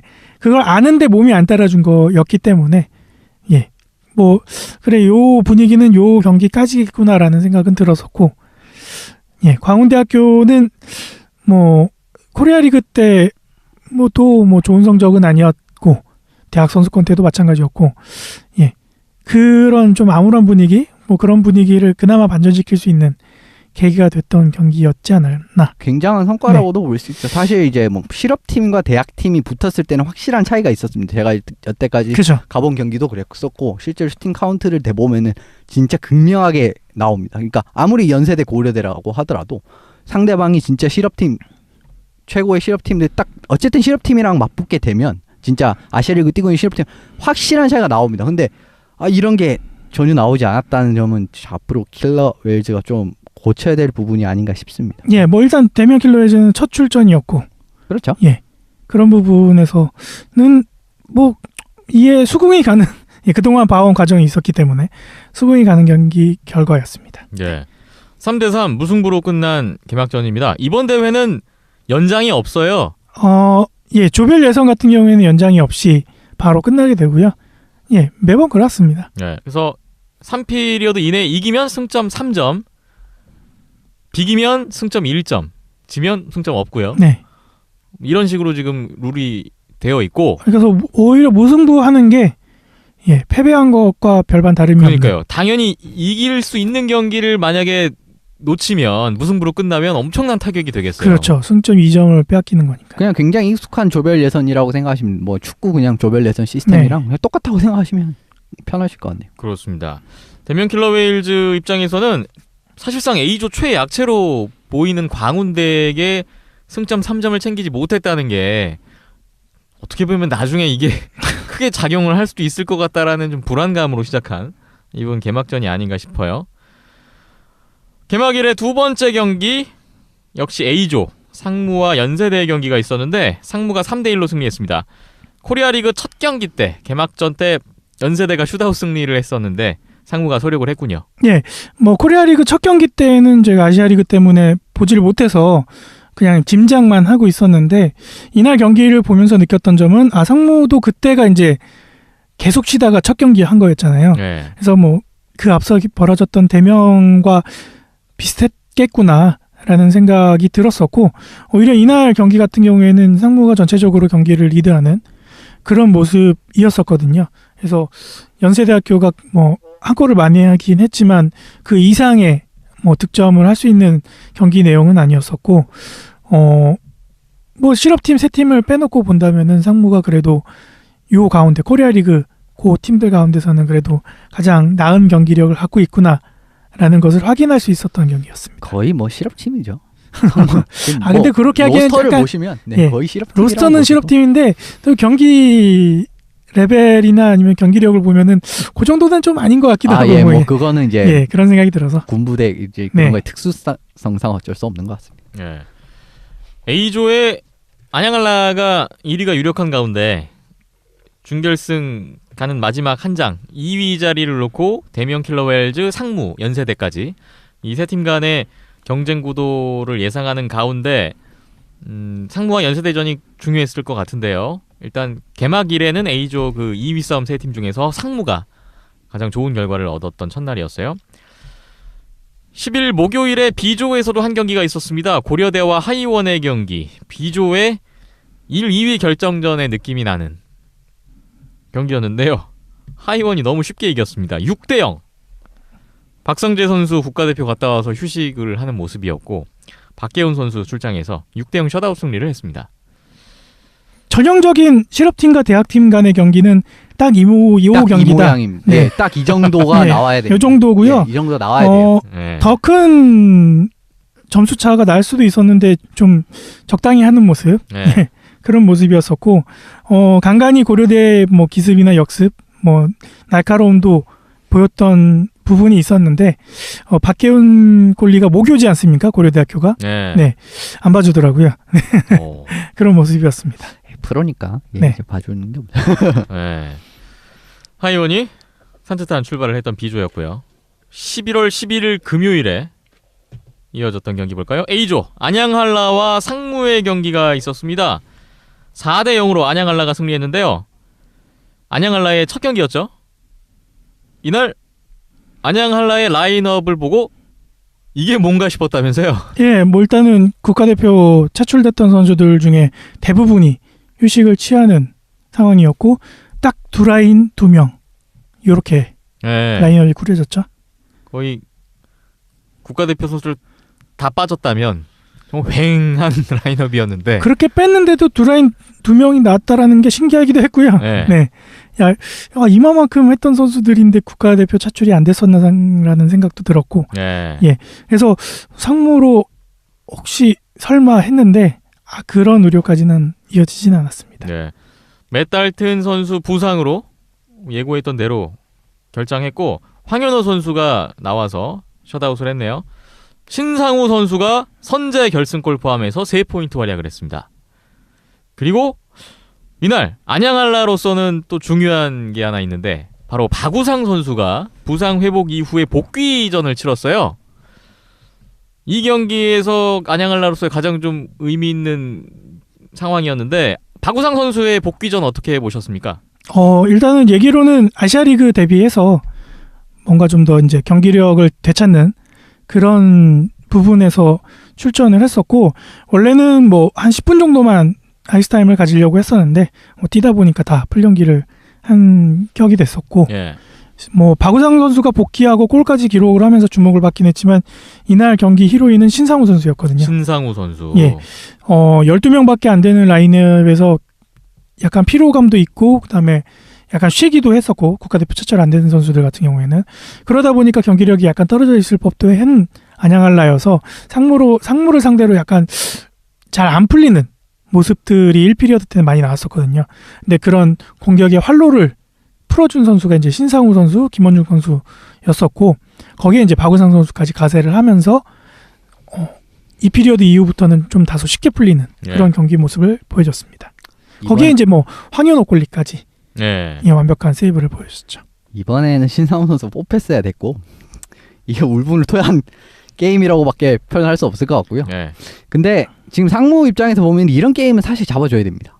이제 한라가 12명 내고 이제 라인업에서 좀 뭐랄까 한라 이제 상무 쪽에서는 선수들이 많기 때문에 가용할 수 있는 이제 선수 체력적인 부분에서 관리가 쉬웠기 때문에 이런 경기는 잡아야 맞다고 저는 생각을 하는데 결과는 역시 한라가 승리를 했네요. 경기 내용은 전체적으로 다 지루한 좀 루즈한 경기였고요. 양 팀 다 좀 정상적인 컨디션이 아니었고 상무는 또 상무대로 코리아 리그 때부터 해서 정상적인 짜임새는 아니었었거든요. 근데 그 문제점이 계속 유지가 됐던 모습이었고 실업팀들을 상대로는 그런 짜임새 가지고는 안 된다라는 거를 또 반증할 수 있는 그런 경기 내용이었습니다. 안양할라가 잔뜩 힘을 빼고 나왔는데도 불구하고 4대0 승리를 했어요. A조의 연세대와 대명 킬러 웨일즈가 이어서 경기를 했습니다. 5대3으로 대명 킬러 웨일즈가 이겼네요. 아담 에스토클렛 선수가 2골 3도움. 모든 골에 관여를 했죠. 이날의 단연 히어로였네요. 네.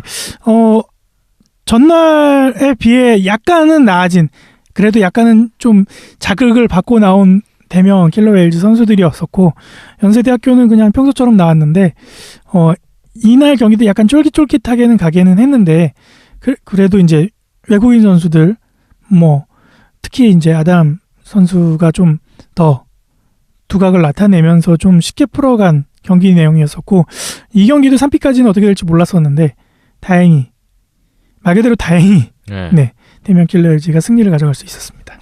그래도 한국 이제 대학교 팀 중에서는 어떻게 보면 실업팀이랑 좀 제대로 맞붙을 수 있을 정도의 팀은 연세대라고 할 수가 있는데 중요할 때는 지네요. 막 그때 연습 게임에서는 확실하게 잡는 모습이 나왔었고 좋은 모습이 나왔는데 뭐 지금 대회에서는 상무전 대명전 모두 패배를 하는. 네, 뭐 이날 경기 뭐 앞선 경기도 마찬가지고 뒷 경기도 마찬가지고 상무나 연세대는 약간 비슷한 모습이었는데요.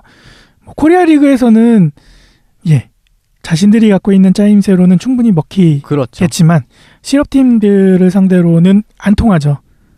그 모습이 그 한계점이 그대로 고스란히 나왔던 경기였습니다. 네, 연세대가 상무, 대명 두 경기 모두 패하면서 사실상 2위 경쟁에서 이탈하는 결과가 됐어요. B조 경기도 있었는데 동양 이글스와 경희대의 경기 4대1로 동양 이글스가 승리했습니다. 강다니엘 선수가 도움 3개로 기여를 해줬네요. 동양 이글스 경희대 일단 동양 입장에서는 반드시 잡아야 할 경기를 잡았던 첫 경기였습니다. 일단 코리아 리그 때는 경희대학교 골리가 도착을 못하는 바람에 물수배 선언이 됐고 그래서 맞붙을 수 있는 기회가 없었는데 이제 종합선수권에서 드디어 맞붙게 된 경기였고 종합선수권 대회를 시작하면서 동양 이글스의 전력 보강이 있었죠. 길상우 선수가 이제 상무 제대 후에 동양 이글스에 합류를 하게 됐는데 길상우 선수가 합류를 하게 되면서 동양 이글스에 없던 게 생겼는데 그게 바로 이제 스피드 부분이었죠. 그렇죠. 네, 스피드만 생겼다라는 게 이제 좀 그게 좀 아쉽긴 한데 하지만 그래도 이제 길상우 선수가 갖고 있는 그 피니시 능력 그 능력이 보태지면서 4대1 승리를 이끌어낼 수 있었고 거기에 이제 강재니엘 선수가 길상우 선수와 같이 라인을 호흡을 맞추게 되면서 그런 길상우 선수의 스피드와 피니시 능력을 뒷받침해 줄 수 있는 그런 역할을 해주다 보니까 강다니엘 선수도 도움을 3개나 기록할 수 있는 그런 모습까지 같이 나왔던 경기였습니다. 그렇군요. 주말 휴식 이후에 14일 월요일에 재개된 종합선수권 대회입니다. A조 안양한라와 대명 킬러 웨일즈의 대결이 있었어요. 대명의 박태환 선수 선제골 있었는데 이후에 한라가 조민호, 김윤환, 김기성 선수의 골로 3대2 안양한라가 역전승을 가져갔습니다. 이 경기 어떻게 보셨습니까? 대명 킬러웰즈가 한 경기 한 경기 하면서 그 초기화됐던 모습을 차츰차츰 다시 되찾아가고 있는 모습이 뭐 안양한라 경기까지 오면서 거의 다 왔구나라는 생각을 했었고, 안양한라 선수 같은 경우에는 라인업 조절을 계속 돌아가면서 쉬었거든요. 국가대표에서 차출됐던 선수들이 앞에서 뛰었다면은 뒤에서 쉬고 뭐 이런 식으로 하면서 좀 돌아가면서 쉬다 보니까 라인업 조절이 좀 있었는데 경기 내용은 그래도 50대 50이라고 봤고요.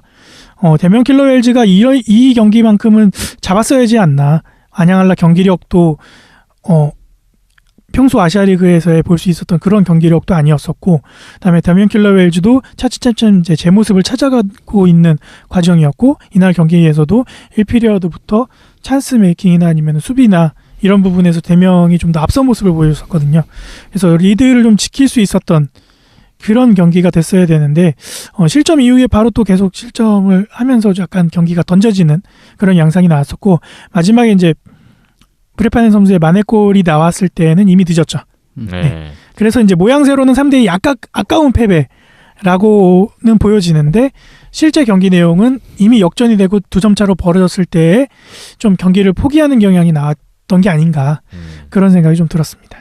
상무와 동일한데 사실 이런 경기는 무조건 대명이 잡고 가야 되는 경기라고 생각을 합니다. 왜냐하면은 또 아까랑 비슷한 내용이 그 맥락입니다. 그러니까 한라가 결국 또 풀멤버로 나오지 않았는데 이쪽은 풀멤버로 나왔는데 사실상 3대1 스코어로 졌다라고 하는 거는 좀 그렇죠. 왜냐하면은 이게 또 더 좀 그런 이유는 뭐냐면 이 두 팀은 사실 아시아리그에서 실제로 맞붙는 팀들이지 않습니까? 네. 이런 걸 생각을 했을 때는 대명이 이 경기를 잡았어야 맞다라고 저는 생각을 하지만 뭐 결과는 이렇게 나왔네요. 결과는 뭐 이렇게 나왔기 때문에 뭐 이런 얘기들이 나올 수 있을 것 같은데요.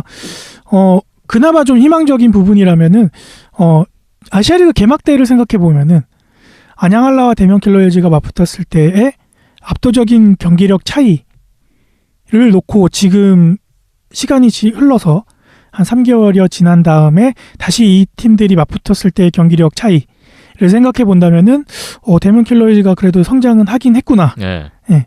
그리고 다음에 안양한라와 다시 맞붙었을 때는 그래도 대명이 도전장을 내밀 수 있을 것 같구나 라는 생각이 들 경기 내용이었었고요. 네. 상무와는 또 다른 그런 모습의 경기 내용이었습니다. 네. 안양한라와 대명 킬러 웨일즈가 이번 대회에서 결승에서 만나지 않는다면 앞으로 또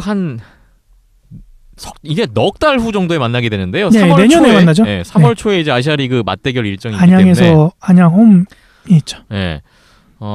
그때 또 어떤 모습으로 만나게 될지도 기대가 되고 궁금해지는 이번 전초전격의 대결이었어요. 참 대명이 오르락 내리락 잘하는 것 같아요.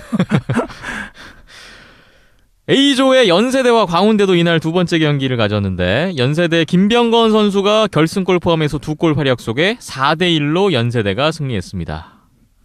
예상대로 연세대가 그래도 광운대를 잡고 2패 끝에 첫 승을 올렸네요. 예, 코리아리그 때는 더 큰 점수차가 났었는데 그나마 3골차, 뭐 사실상 4골차였고요. 하지만 이제 광운대학교가 글쎄요, 코리아리그 때보다는 그나마 좀 나은 경기력을 보여줬던 것 같은데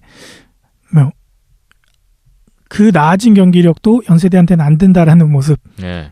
계속 분명하게 나왔던 경기였습니다. 네.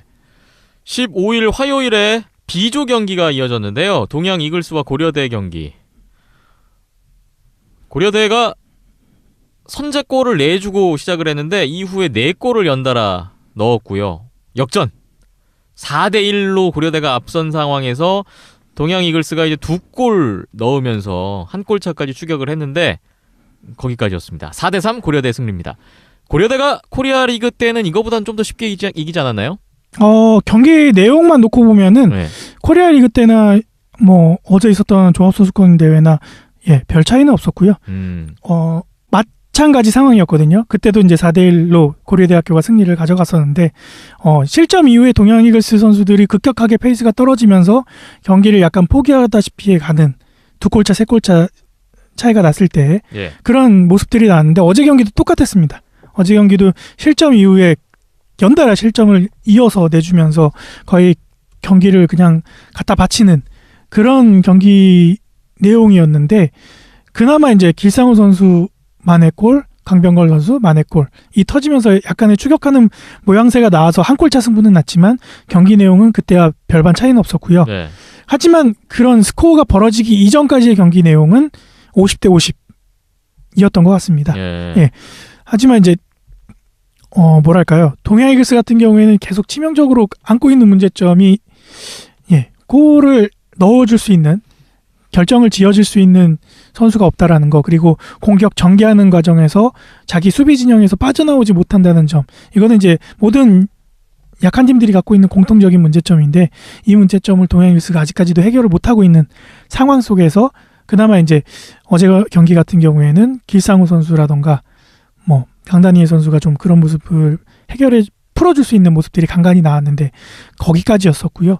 그리고 길상우 선수가 합류를 해서 스피드가 올라가고 공격력이 배가가 된 거는 맞는 사실이지만 길상우 선수도 참 대단한 게 한 가지 패턴으로만 가거든요. 항상 드라이브 이후에 슈팅, 드라이브 이후에 슈팅. 예. 이것만 나오고 주변에 동료 선수를 활용하는 모습이라던가 아니면은 좀 더 짜임새 있는 공격 패턴을 아직까지는 갖추고 있지 못한 동양 이글스라서 고려대학교에 어쩔 수 없이 이렇게 패배를 기록할 수밖에 없지 않았나 그런 생각이 들었고, 고려대학교는 더 좋은 경기력과 더 좋은 득점 능력을 갖추고 있음에도 불구하고 이렇게 경기 결과를 냈다라는 거는 멘탈적인 부분이 좀 더 큰 것 같습니다. 예. 네, 첫 번째 실점도 서영준 선수가 그냥 수비 진영에서 퍽 돌리면서 이제 빠져나오려고 할 때 전예주 선수의 스틱 책 한 방이 그대로 골로 이어진 거였거든요.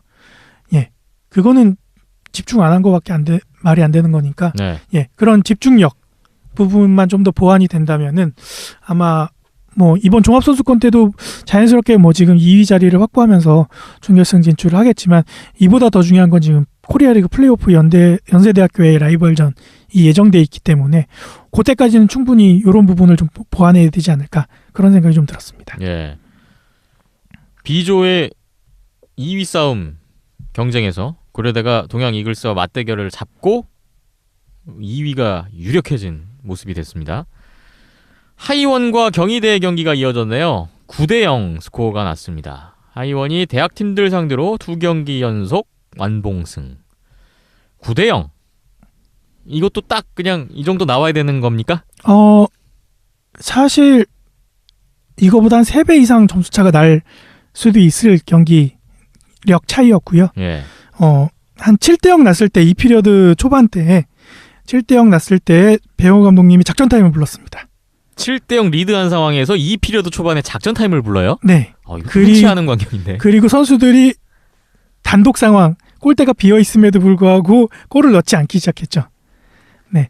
좀 여유 있는 경기력으로 네. 좀 글쎄요. 서로 간의 멜당 관리랄까? 뭐 그런 모습을 보여줬던 것 같고요. 예. 예, 어쩔 수 없는 것 같습니다. 지금 현실적으로 봤을 때 뭐 경희대가 막 열정과 패기로 도전을 해서 하이원에게 덤빈다 뭐 이런 모습도 좋은데 최대한 자신들이 갖추고 있는 경기력을 최대한 펼치면서 하는 정도까지만 보여줘도 그 의미를 찾을 수 있을 것 같다라는 생각을 좀 했었고, 하이원 같은 경우에는 글쎄요 뭐 지금 A조 B조 구성이 이렇게 되다 보니까 어쩔 수 없이 좀 여유 있는 경기들을 계속하게 되는데, 그럼에도 불구하고 뭐 조를 추려서 뭐 쉴 사람 쉬고 뭐 안 뛸 사람 안 뛰고 이런 게 아니라 또 다 뛰거든요. 모든 네. 선수들이.